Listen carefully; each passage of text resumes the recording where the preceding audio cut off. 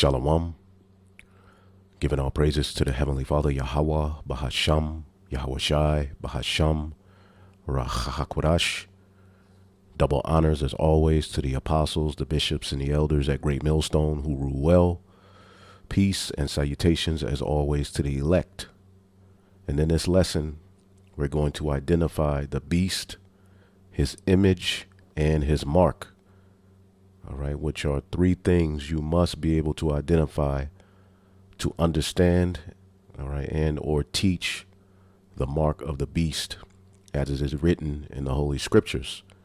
As you have many camps who are being cornered, all right, by the true doctrine, as the Scripture said, Luke the 2nd chapter, Yahweh Shai, who comes in a volume of the book, all right, is set, all right, for the fall and rise of many in Israel, and through his coming, which is fulfilled in prophecy, as the Scriptures say, the testimony of Yahweh Shai is the spirit of prophecy. Okay, his coming will make known the intents and thoughts of men, and we're finding out, all right, as the Scriptures say, many have handled the word of Yahweh, Bahashem Yahweh Shai, deceitfully. All right. So when you watch a lot of these foxes, okay, break down the mark of the beast, one thing you notice is they never identify what the beast is, what his image is, and what is his mark. And if they do identify the image, okay, they'll associate it with a mere standing still image of so-called white Jesus, right? Well, today in this lesson, all right, Lord willing, you're edified on what the beast is, who the beast is, what his image is, and what his mark is, as those are three different things that must be clarified, that must be broken down. All right.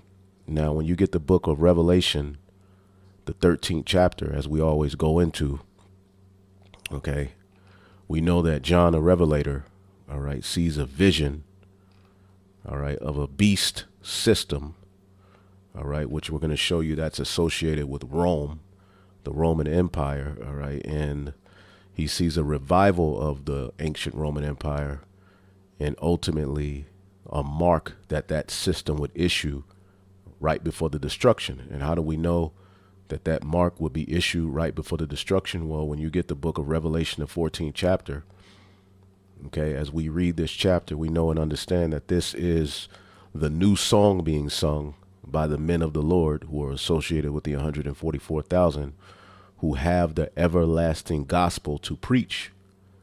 All right. And one of the main things associated with their doctrine is going to be what? The doom for the worshipers of the beast. All right. So this is Revelation 14:9. It says, "And a third angel followed them, saying with a loud voice," as the angel speaks through the elect men on earth, because this message comes directly from the heavens. We're not speaking our own words. We are mere vessels used by Yahweh Ba'ashem Yahweh Shai to get his point across. All right. And this is why we have to be thankful, because we don't deserve, all right, nor are we truly worthy of this calling.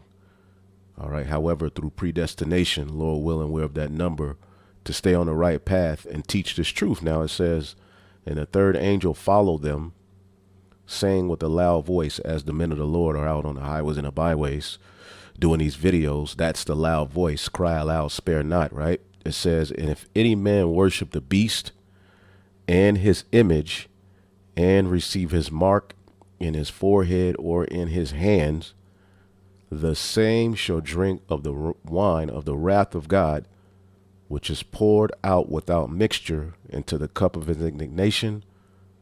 And he shall be tormented with fire and brimstone in the presence of the holy angels and in the presence of the Lamb."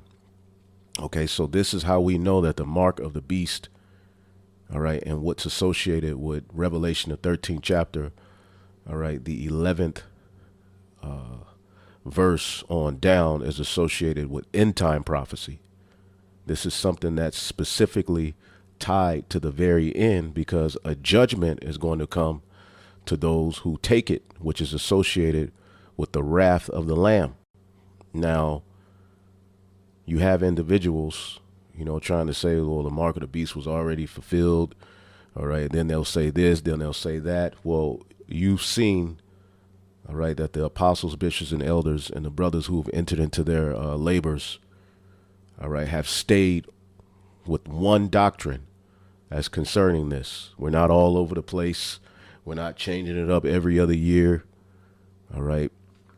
We've stuck to the script. So now, as you see, Revelation, the 14th chapter, is written right after Revelation, the 13th chapter, because as this beast system would establish, all right, their anti-Messiah, wicked, system in the earth, which is rooted in the Greco-Roman ideology and madness, as we'll show you, the 14th chapter gives, all right, the push against that, which would come in the form of the doctrine, okay, the gospel that will be preached.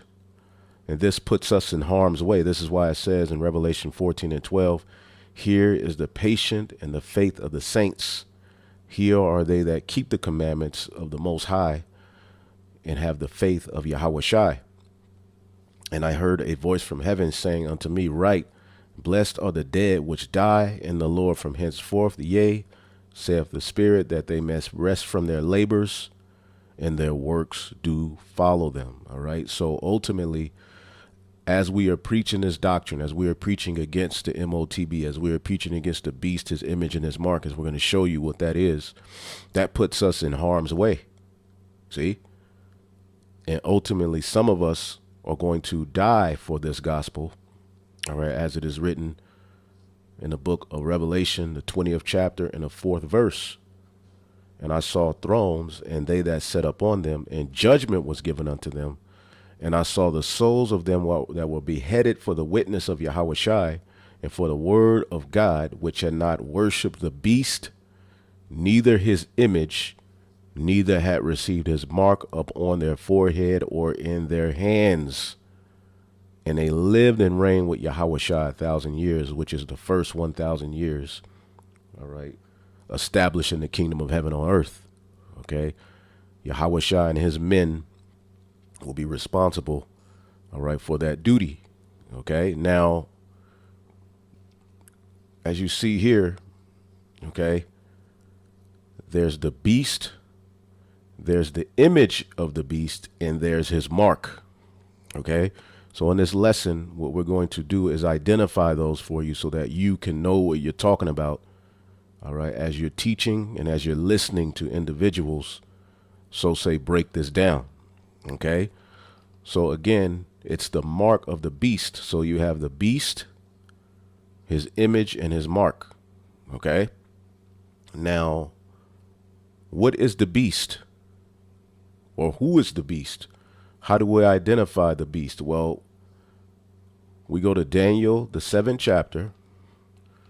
All right. And we know that there are 4 beasts, right, prophesied to rule, all right, in the Lord's, all right, program. All right. 4 beasts. Now, there are other kingdoms that have ruled, but these are the main 4 beasts that we are to follow and to track. All right. Not only to identify, all right, the scattering of the Israelites, but to identify, okay, prophecy. Right.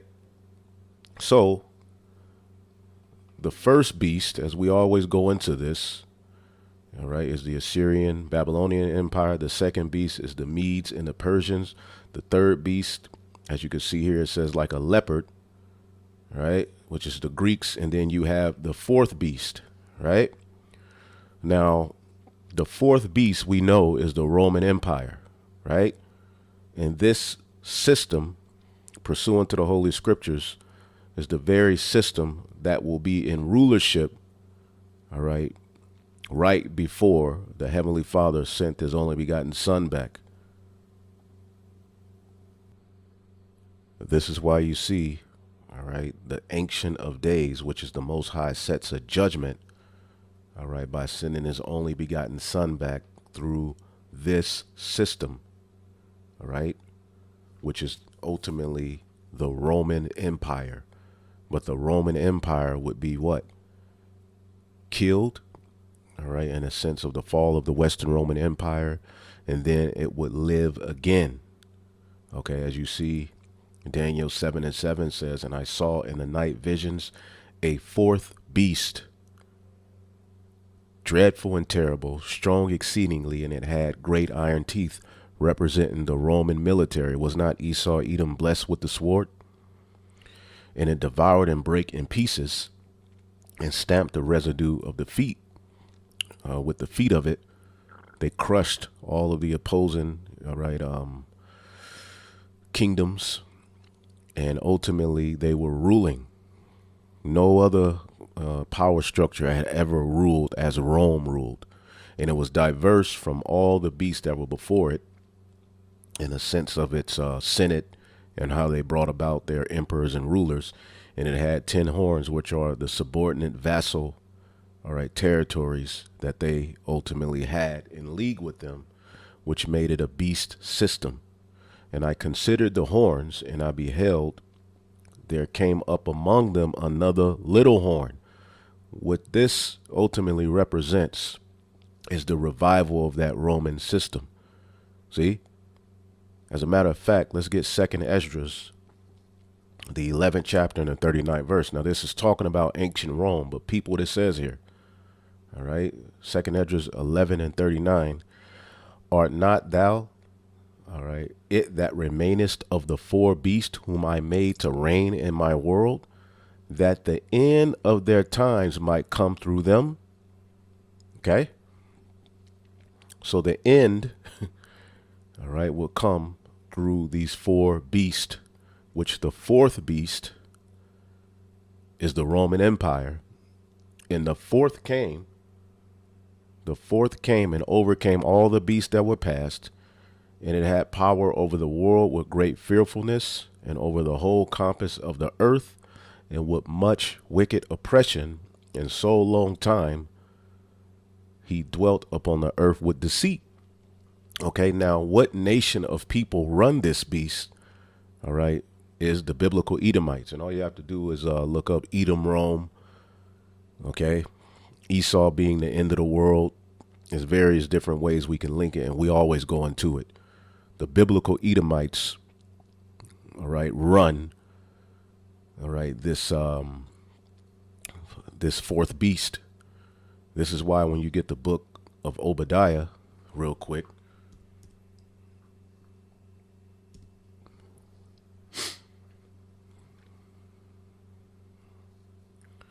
Obadiah in the last verse, it says what? "And Savior shall come up on the Mount Zion to judge the Mount of Esau, and the kingdom shall be Yahweh's." See? So tying it all together,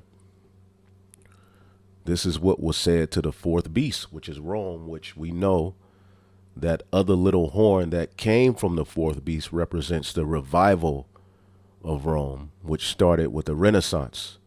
It says, "For the earth hast thou not judged with truth, for thou hast afflicted the meek, hast hurt the peaceable, hast loved liars, and destroyed the dwellings of them that brought forth fruit, and hast cast down the walls of such as did thee no harm. Therefore is thy wrong dealing come up to the highest, and our pride unto the mighty. The pride of thine heart have deceived thee. The highest have looked upon the proud times, and behold, they are ended, and his abominations are fulfilled. And there shall appear no more thou eagle, nor thy horrible wings, nor thy wicked feathers, nor thy malicious heads, nor thy hurtful claws, nor all thy vain body, that all the earth may be refreshed, and may return, being delivered from thy violence, and that she may hope for the judgment and mercy of him that made her." So this was said to the Roman Empire, all right, which we know, pursuant to Daniel, the 7th chapter, okay, this beast would be revived. There would be a little horn that came from this beast, right? And that's the revival of Rome, okay, which started at the Renaissance in Italy. Then you had the Spanish, the French, the British. Then came America. Also, those small hats over there, they're an extension of this system as well, okay? So as we even read this chapter, as you go down, it goes into this horn, okay, and how it would speak great words against the Most High, seek to change times and laws, but ultimately judgment would sit, okay, through this very system being destroyed and taken down by Yahweh Bashim Yahushai. Now, when you go to Revelation, the 13th chapter, John the Revelator speaks on this beast system. All right. Revelation 13 and 11. All right. Well, as a matter of fact, let's start at 1. All right. And I stood up on the sand of the sea, and I saw a beast rise out of the sea, having 7 heads and 10 horns. Okay. The 7 heads. All right. Starts with the Greeks, the Romans, Germania Major, Germania Minor. All right. The French, the Spanish. All right. And the British. And as it says in Revelation, the 17th chapter, the 8th is of the 7th, because America came out of the British. All right. Some people still consider America a colony of the British. America is owned by the British, by the banking families. Okay. And the 10 horns, all right, represents the EU. Back then in ancient Rome, all right, you had the Goths, the Vandals, the Visigoths, all right, the Sueves, and so forth, which are different territories that joined themselves into the Roman power structure. Okay, which meant anywhere you went, all right, you were under the authority of Rome. Okay, and this is how America operates today. This is why they can use the EU to help them go and destroy Saudi Arabia. This is why they can use the EU along with the small hats, all right, to wage war throughout the 4 corners of the earth. Okay, and they're unstoppable. They control trade, right, and everything. And upon his horns, 10 crowns, and upon his heads, the names of blasphemy, because this system is ran by Edomites, who are what? Of the spirit of Satan. Okay, so this beast, all right, as John the Revelator describes it, was like unto a leopard. It started out as a leopard, going back to Daniel the 7th chapter, the leopard in Daniel 7, all right, and 6. And I beheld, and lo, another like a leopard. This represents the Greeks. All right. As when you look at America today, it is not only full, all right, of Roman, all right, the culture of the Romans, but it's what? The culture of the Greeks as well. As a matter of fact, all right, so I typed in America has Greek and Roman customs. We know, all right, that America has Roman customs, but it also has, all right, the customs associated with the Greeks. Okay. Yes, America incorporates many customs and ideas of both ancient Greece and Rome, particularly its political system, where concepts like democracy, rule of law, and separation of powers are heavily influenced by these ancient civilizations, and even the architecture of important buildings like the U.S. Capitol reflects their styles. All right, you can look up more. We don't have to go too deep into it. All right, but when you read Revelation, the 13th chapter, okay, John the Revelator told you this beast system, all right, that ultimately be responsible for ruling in end time prophecy. All right, the spirit of it started with the Greeks. All right, so the beast which I saw was like unto a leopard, which the Greeks were Edomites as well. And his feet were as the feet of a bear, representing Russia. In his mouth as the mouth of a lion, okay, because ultimately it will be through the Brits or the British that this dominance, okay, would ultimately be spread through colonization. All right, and we know out of the British, you know, in around the 1600s, all right, you can look up the Virginia Company, I believe. And then in 1776, you know, America uprooted themselves from under the British. all right, through the Revolutionary Wars. You can look that up. And the 13 colonies were established. Okay. So America is an extension, all right, of Rome through the British. You see that? Which brought about all of these ancient customs. You see what I'm saying? So his mouth was as the mouth of a lion, and the dragon gave him his power and his seat and great authority. And the dragon represents Rome. All right. In the prior chapter here in Revelation, the 12th chapter, okay, the dragon is identified as the red dragon. Okay. The great red dragon, Satan, which when you read the book of 2nd Thessalonians, the 2nd chapter, it told you, all right, the man of sin, which is Esau Edom, would come to do the bidding of Satan. Okay. That old serpent called the devil and Satan. Right. This is the book of Revelation 12:3. And there appeared another wonder in heaven, and behold, a great red dragon, red. Okay. Who's red associated with it in the scriptures? The Edomites. Okay. The scarlet colored beast. Scarlet is a derivative of red. All right. Having 7 heads and 10 horns and 7 crowns upon his head. So the same beast that we're reading about, okay, in the 13th chapter that John the Revelator is describing is the same beast talked about here. All right. But it's identified as a red dragon here. And it would be through the Roman Empire that they would get their seat and authority in the earth. Okay. Rome is what gave them that great authority in the earth. This is why, going back to Revelation, the 13th chapter, let's go back.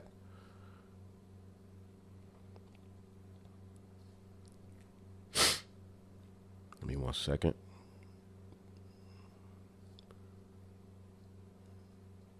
Revelation 13:2, and the beast which I saw was like unto a leopard, and his feet were as the feet of a bear, and his mouth as the mouth of a lion. And the dragon gave him his power and his seat and great authority. So it would be through the Roman Empire, all right, that Esau will really solidify his dominance. All right. We know the Greeks did it, but the Romans did it even better. See? And this is the seat and authority that they're bringing back into the earth, all right, to this very day. But it started at the Renaissance period, as we'll tap into that. And how do we know this great red dragon is associated with Rome? Okay, because this great red dragon, as you read verse 4, said, in his tail drew the third part of the stars of heaven. The stars of heaven represents Israel, all right? And the third part represents Judah, Benjamin, and Levi, all right, who were in the Roman captivity, and did cast them to the earth because they were what? Subject to the Roman rule. They had to pay taxes, and they were subject to the Roman rule. You see? And being cast down to the earth means you're what? In a low estate. This is why the disciples, okay, while the Romans were ruling, asked here in Acts 1:6, when they would therefore come together, all right, it gives a better wording in the NLT. It says, so when the apostles were with Yahushua, they kept asking him, Lord, has the time come for you to free Israel and to restore our kingdom? All right. And that wasn't the time, because that was during the 4th beast. OK, ultimately, the kingdom will come during the what? All right. The end of the revival of the 4th beast. You see, and who was ruling at the time that Yahushua was on the scene? The Romans. OK, the Romans. That's why you see the word Romans. All right. As a matter of fact, John 11:48, this was the mindset of the leaders. OK, if we thus let him alone, speaking of Yahushua, all men will believe on him, and the Romans shall come and take away both our place and nation. Let's look up this word Romans. Okay.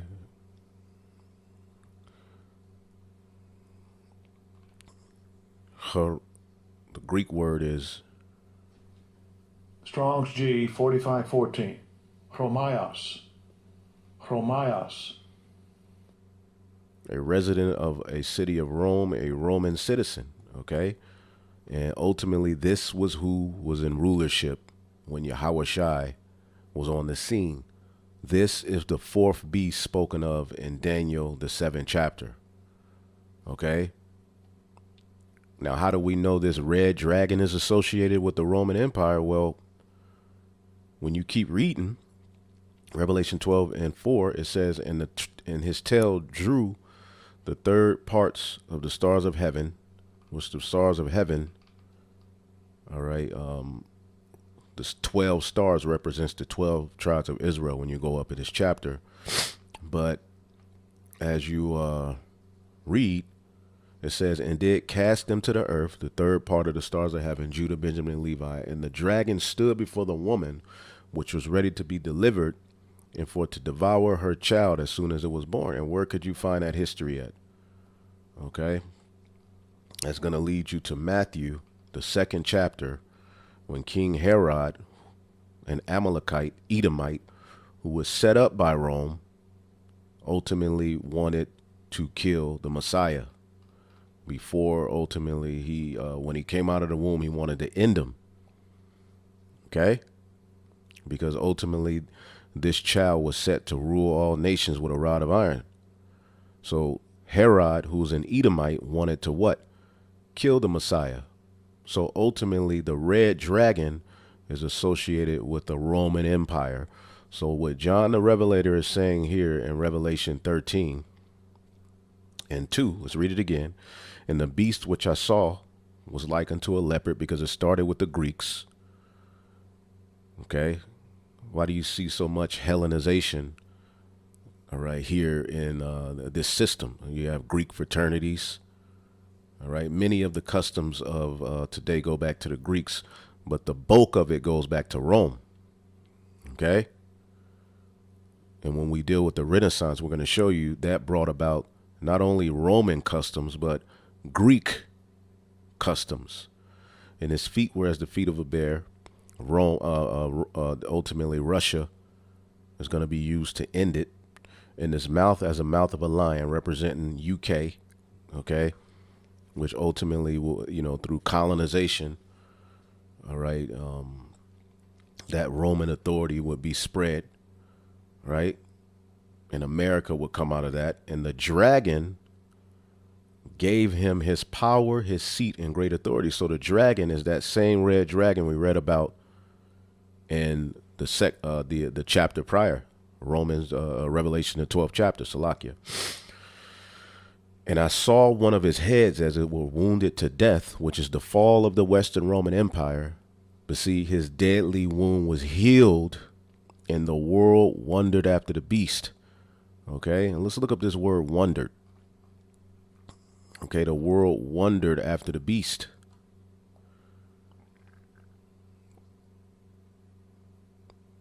Okay, because the Western Roman Empire fell.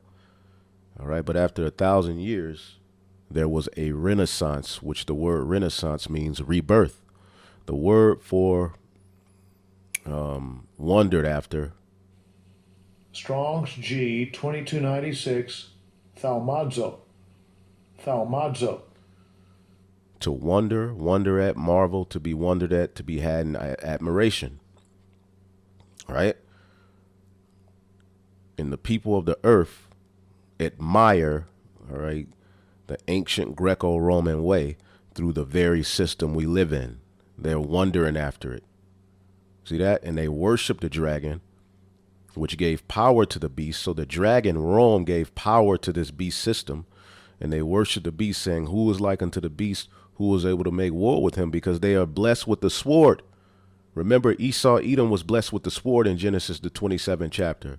So these empires were very, very warlike. They were very, very dominant in how they conquered, right? And his deadly wound was healed. One of his heads that was wounded unto death speaks to what? All right. The fall of the Western Roman Empire, but it was what? Reborn through the Renaissance, which Renaissance okay, is a revival of art and literature under the influence of classical models, which takes you back to the Greco-Roman Empire, or the Rome specifically.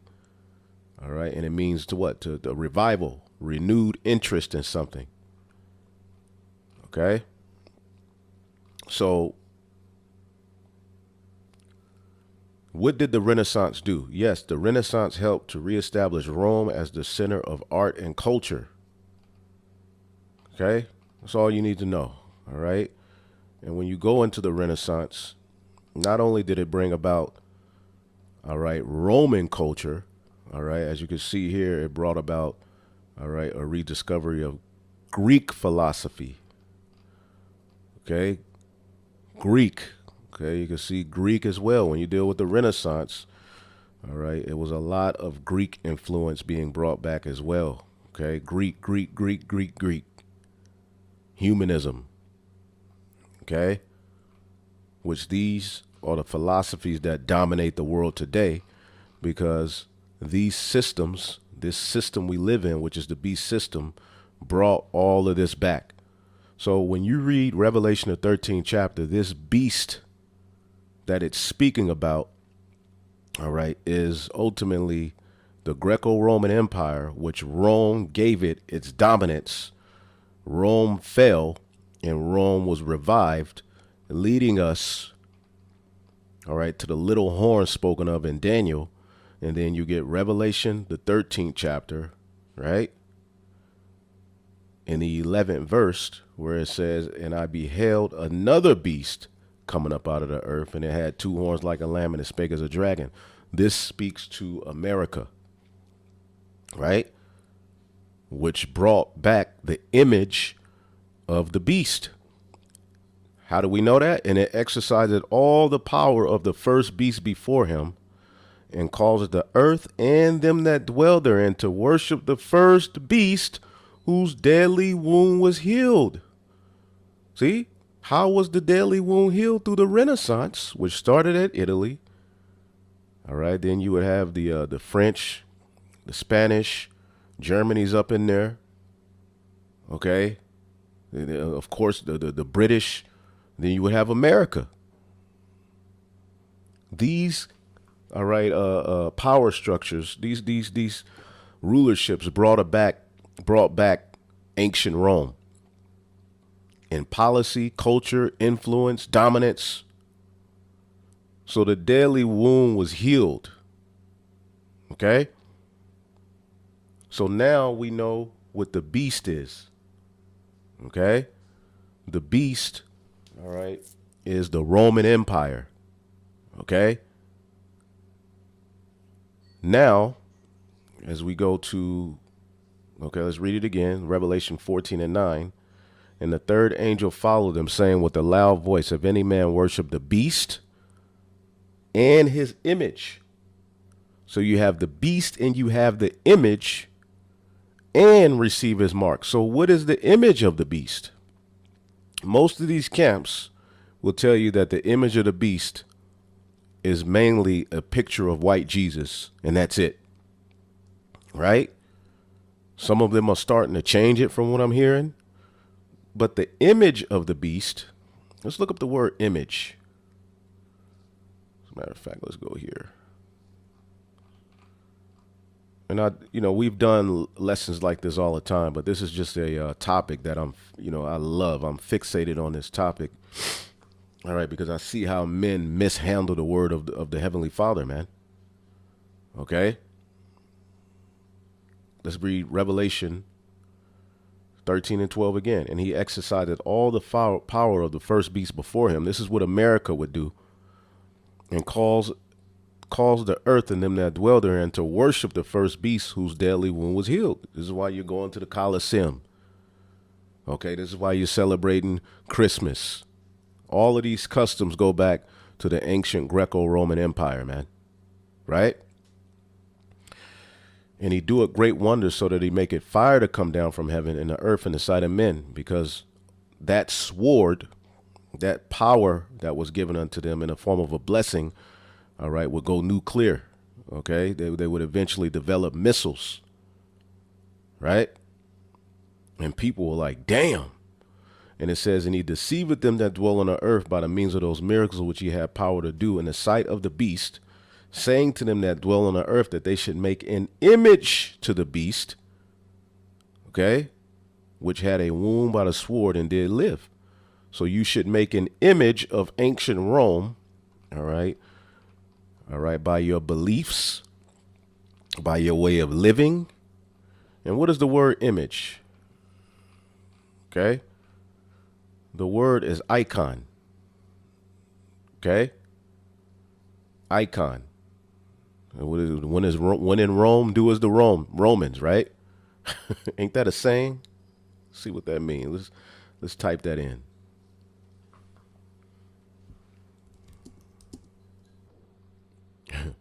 Yes, as you can see, it was a film, but I typed in, what does the saying when in Rome means? It says the phrase when in Rome, do as the Romans do, refers to the importance of adapting yourself to the customs of the people who are in a certain place or situation and behave like they do.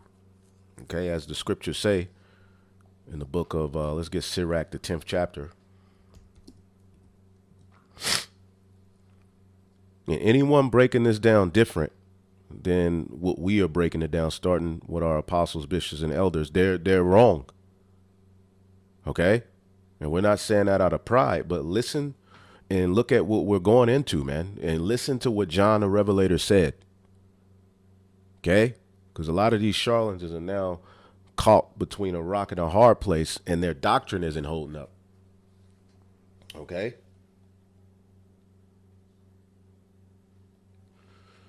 This is the book of Sirach 10 and 1. A wise judge will instruct his people, and the government of a prudent man is well ordered. As the judge of the people is himself, so are his officers, and what manner of man the ruler of a city is, such are all they that dwell therein. See that? And when you look at, all right, America, okay, they have fixated everyone's minds in full-blown rebellion, okay, against Yahweh Ba'Shem Yahushai. Remember, this beast system had the names of blasphemy. So when you go to school, okay, when you deal with art, entertainment, it is all rooted in anti-Messiah. Okay? So the word for image is icon, and it means likeness, figure. All right? Just like Yahweh Shai is the made in the image of his father. It says, one in whom the likeness of anyone is seen. See that? Applied to a man on account of his power of command. Okay, so when they're telling you to take that jizab, right, that is established in their what? Their image. Because don't they have, all right, as a matter of fact, let's look up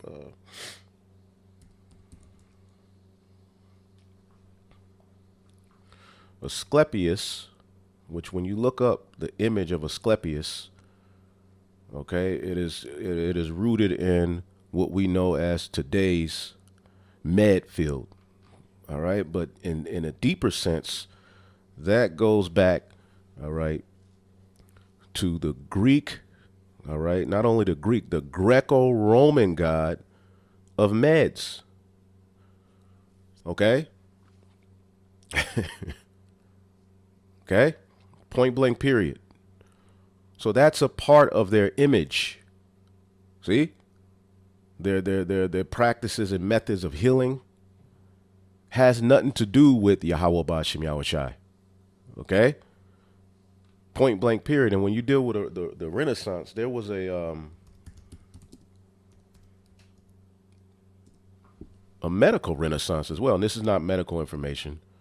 All right? But the Renaissance advancements in medical, yep. All right, in the 14th through the 17th century, when the Renaissance was established, they also brought, all right, a medical knowledge. Again, this is not medical information. We're just in the news, okay? So again, we're just showing you that to show you, okay, what John the Revelator is seeing, what he's saying unto you. So you have the beast, then you have the image of the beast. So he told the people that they should what? Conform themselves to his image. All right. Even to the point now where they're saying you have to link and merge your physical body with technology. That's a part of their image. All right. Now that Rome has went technological, okay, you're going to have to put our idol in you. So they're going to make an image to the beast. They're going to force you to do that, right? They have power. Let's read it again. Revelation 13 and 14. And deceiveth them that dwell on the earth by the means of those miracles, which he had power to do in the sight of the beast, saying to them, and the miracles goes into his technology, his science, saying to them that dwell on the earth that they should make an image, all right, to the beast which had a wound by a sword and did live. Okay. Now, are they telling you, all right, in this day and time that you, are they bringing up Christianity anymore? No, it's all changed as Christianity and white Jesus was used, all right, as a method of conquering, poisoning. And that's a part of the image of the beast, their false Christianity. But it's deeper, all right, than a mere standing still image. As it says in the next verse, and he had power to give life to the image of the beast, that the image of the beast should both speak, and it's speaking through the world we live in. Again, I always bring this out, and I'm not going to play it all, but this is a video I did recently.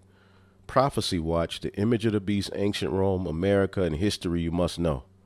Okay? And in this video, it shows you how the customs of America are rooted and influenced by ancient Rome. I'm not going to play it. You can just look that up. So, all right. Now you have the beast. Okay. You have the image of the beast. All right. Let's get it again. Revelation 14 and 9. And third angel followed them. All right. The men of the Lord. And this will be a big part of end time prophecy. The new song, a part of the new song is saying with a loud voice, if any man worship the beast and his image and receive his mark in his forehead or in his hand, ultimately you're going to be destroyed. Okay. And those who are delivered, it says here in Revelation 15 and 2, this is how you know, all right, that this mark is rooted in end time prophecy.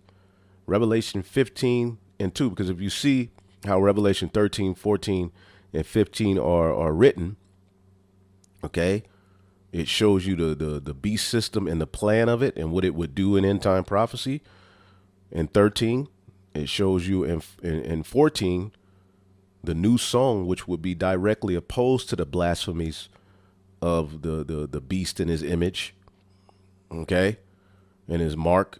And then in chapter 15, Revelation 15 and 2, and I saw as it were a sea of glass mingled with fire, and them that had gotten victory over the beast, right, and over his image and over his mark. Okay, you notice these camps never fully identify who the beast is, how it differs from the image of the beast, and how it differs from his mark. Well, we're doing that here today, and we've always done it. Okay, and over the number of his name, okay, which will show you the number of his name is associated with 666.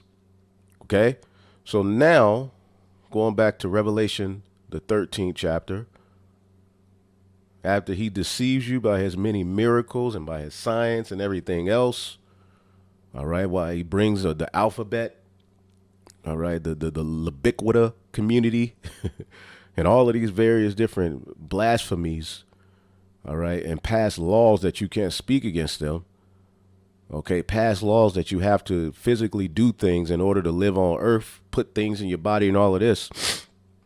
Then verse 16, all right, and if you don't, you will be killed, which we always show you that word killed could mean physically killed, or it can mean separated, meaning you won't have fellowship with the beast system if you don't pledge allegiance, all right, by bowing to their image, right? Which their image is not white Jesus. Okay? It's deeper than that. And he calls it all, both small and great, rich and poor, free and bond, to receive a mark in their right hand or in their foreheads. Now, there's a particular camp that says, and a lot of these other camps that say that this is not talking about men. This is merely talking about nations. Well, what is nations made up of? Okay, if we talk about, all right, the UK or the Netherlands, okay, you could say that's a nation. Well, what makes that a nation? The people, the citizens.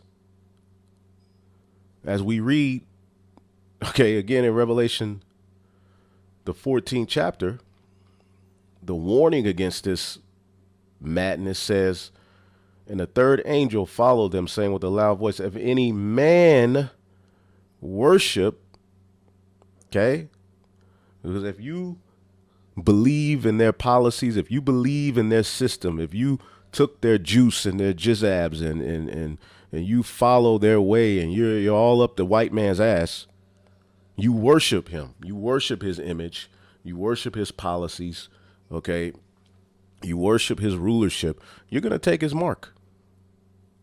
Few people are going to rebel, right? Because you have a lot of people who worship the beast in his image, but a lot of them don't want to take his charagma. They're going to fight against that mark. These truthers, they stand for America. They stand for how America was established. All right. But when it comes down to it, the Lord has put a spirit on them to rebel against the direction it's going in. So again, he's going to cause. So there's a difference between the beast and his image and his mark. Okay. So he calls it all, both small and great, rich and poor, free and bond, to receive a charagma in their right hand or in their foreheads. All right. And we always go into, all right, this word. Okay. This word. Okay.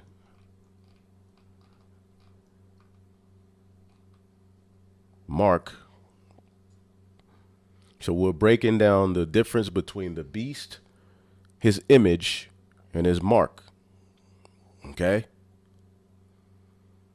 And again, if you want more of an in-depth understanding of what the image is, all right, just look up this video that I did, or you could just type in GMS image of the beast, and it goes into it, man. Okay. As a matter of fact, let's just play a little bit of this. The Eternal City. It was founded over 2,700 years ago by twin brothers Romulus and Remus.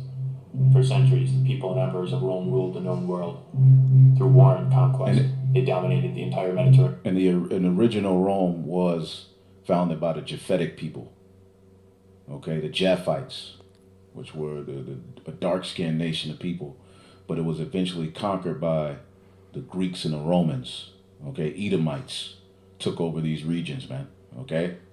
And controlled a territory which spanned 3 continents. It was home to legendary figures like Julius Caesar and Augustus, but also to crazed emperors Nero and Caligula. Rome's history is a violent one. It was a civilization founded on bloodshed and lust, and would eventually destroy itself in the same manner.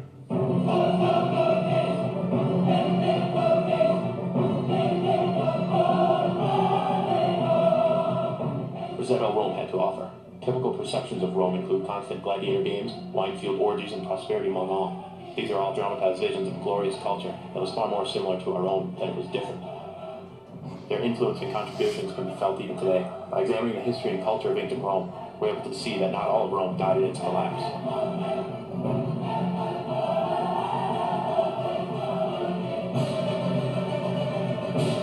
In uniforms. It was also incorporated into the emblem of the consulate, after Napoleon declared himself first consul, a title also derived from ancient Rome. During World War II, the Nazis held party rallies and demonstrations while carrying Roman standards, which were topped with the eagle. To Germany, you know? At the same time, fascist dictator Benito Mussolini, who envisioned Italy becoming the new Rome, also used ancient Roman symbols, including the fasces. It was a tool carried by Roman civil servants known as lictors, in order to preserve the peace or hand out punishment. Even the word fascism is derived from the ancient Roman tool. It also appears in numerous forms throughout the United States, representing strength or justice. The olive branch was also used in everyday life by the Romans. Olives were a precious commodity in the ancient world, despite the amount of labor required to produce them. Extending an olive branch to an enemy, therefore, became known as a symbol offering peace, as they could only be grown during peacetime. The olive branch appears on the official seal of the president, which has been in use since 1880, and on the United Nations flag. In the mid-1st century BC, Julius Caesar replaced the old Roman calendar, which had 355 days, with a new one, reorganized with 365 days, with one leap year every 4 years. The renovated Julian calendar is essentially identical to the calendar system used today. Originally, the older style calendar put the beginning of the new year in March, at the start of spring. Julius Caesar had the new year coincide with the 1st of January. Most of the names for the months are... So as you can see, the calendar, everything that runs the current world we live in are rooted in Greco-Roman customs. That's the image. Then you have the mark of the beast. So John the Revelator is showing you a system, all right, the Greco-Roman system, and how Rome would fall and be reborn through a Renaissance. And after the Renaissance, they would go colonizing, destroying, rape, robbing, and murdering up until America is established, right? And through America and the beast system, all right, that would mark the revival of Rome. You have the EU, NATO. They would issue forth a mark as a decree, as something you would have to take, all right, in order to buy and sell, which it goes deeper than buying and selling. But again, all right, charagma, which the root word of charagma, okay, is karax. Karax, to sharpen to a point. So this is physical. Through the idea of scratching, this is a physical thing. Okay?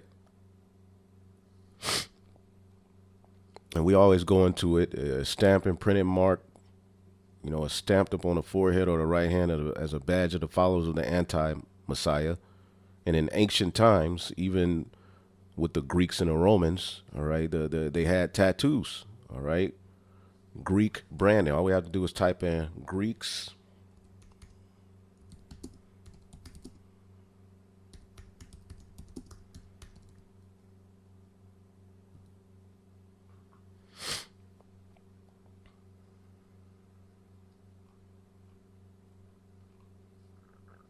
All right.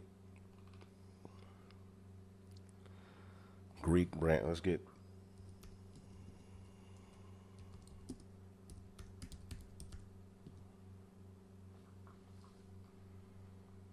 Okay, the ancient. Okay.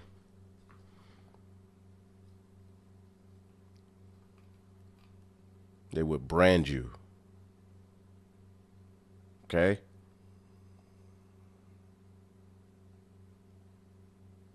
Give me 1 second.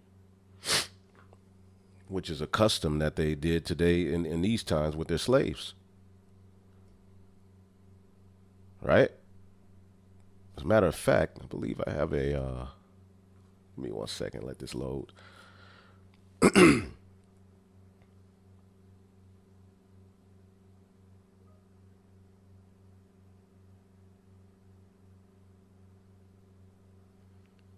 Branding.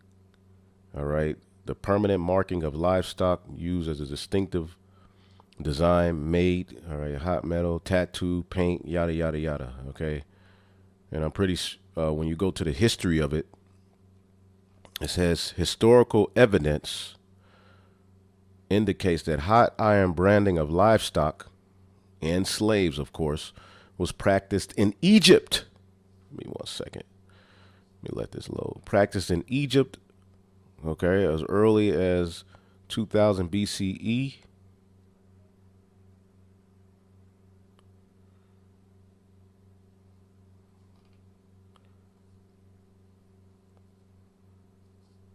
Boom. The ancient Greeks branded their slaves with delta for doulos, slave. Okay, so as you can see, this is an ancient custom. You can look up a custom called the mark of consecration. Okay, but the Romans did it as well, all right, through tattoos, brands, okay, In the American colonies, the branding of petty criminals was fairly common, but was abolished before the American Revolution. The use of branding to identify slaves, all right, in the antebellum, there's a movie called Antebellum where that happened, in the United States was widespread. However, it was often employed to punish slaves who had attempted to escape. Okay, Frederick Douglass described this process in a chilling detail. So as you can see, this is a custom that goes back to not only the Egypt, the Greeks did it, the Romans did it. Okay, in Rome, it was a tattoo.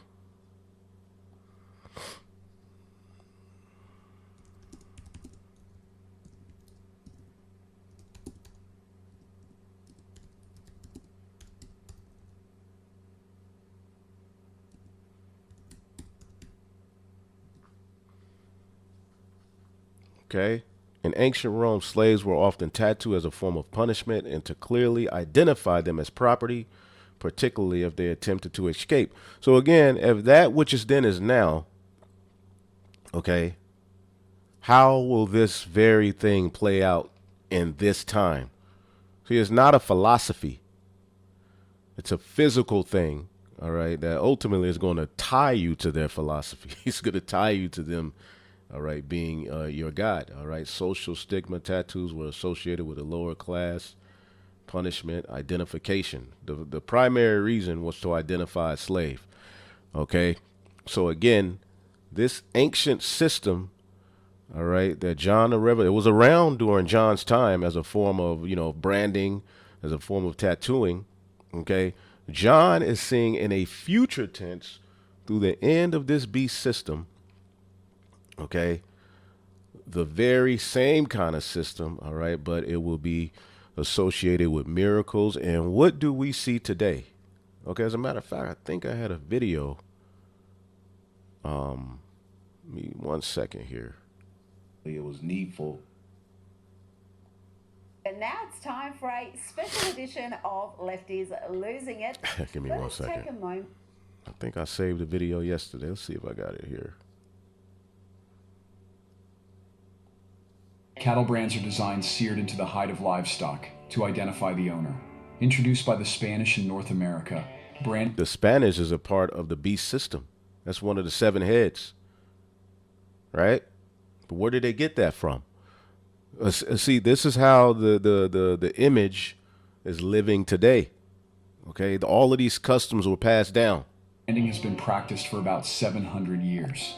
On the open range, cattlemen took pride in recognizing different brands, and some, like the famous Nat Love, became professional brand readers who helped settle disputes. Branding language was easy to understand once mastered, and most brands on the Texas frontier were made with dotting irons, a half circle, a small half circle, and a straight line. Using these tools, ranchers could create a variety of designs. Brands were read from top to bottom and left to right. Cattle thieves, known as brand burners, would alter brands. To combat this, ranchers created larger brands harder to modify. So what are they going to do today? That you can't modify. In 1881, George B. Loving published the Stock Manual, a comprehensive list of Texas stock brands with over 2,000 registered. Join us at Wild West. So there you go. So John the Revelator is basically seeing that very same kind of system, but again, how will that play out today? Well, I mean, through these chips, look what they're talking about doing. The quantum chip is going to change the world. Okay?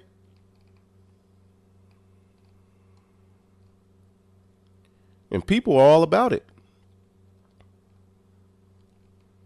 And there's so many avenues and aspects of this technology being promoted. Like they put Elon Musk out there, but there's all kind of stuff going on. Google is transforming the landscape of computing with its new quantum chip called Willow. This innovation indicates a new era of speed and efficiency. And they're going to merge all of this with man. Okay?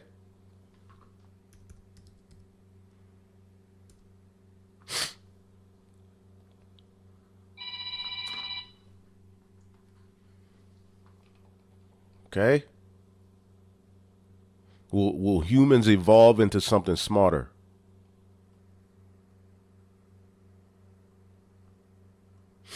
See that? Let's look it up.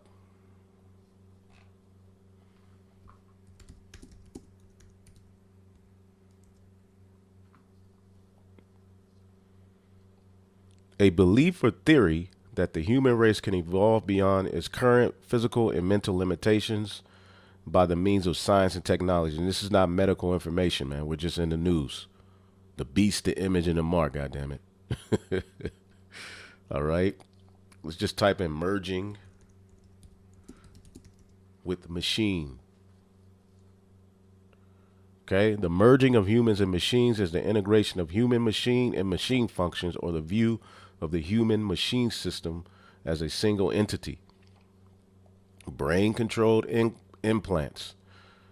All right. They have the brain interface. AI. Neuralink, merging man with machine. So again, go back here. What is John the Revelator talking about as he sees this? Okay? Charagma. All right, and this letter was written unto the 7 churches, all right, which the bulk of the followers that will read these letters, all right, knew and understood, all right, the Koine Greek.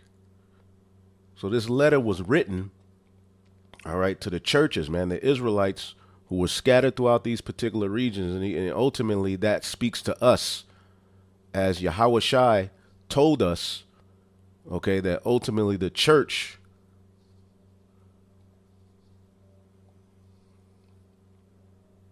Acts 1:6, and when they would therefore come together, they asked of him, saying, Lord, wilt thou at this time restore the kingdom to Israel? And he said, it is not for you to know the times and seasons which the Father hath put in his own power, but ye shall receive power after that the Holy Spirit has come upon you, and ye shall be witnesses unto me in Jerusalem, and Judea, and in Samaria, and unto the uttermost part of the earth. Because the church, all right, will be raised up here in Babylon the Great, all right, where the great awakening would take place, the valley of dry bones. This will be the main, all right, area of the great awakening, as well as the various different places where we're scattered. But the word is eschatos, uttermost part, extreme, last in place or in time, last in a series of places. Our final captivity, last in the temporal succession, referring to time, uttermost part, end of the earth, America, of rank, grade of worth, the lowest. And this is the lowest of all of the captivities. Okay. And ultimately in end time prophecy, okay, the church will be raised up, and we will go into these very letters. You see that? And break these things down. John the Revelator didn't know what was going on. He just received a vision. But see, as you can see here, a stamp as a badge of servitude. What is a badge of servitude?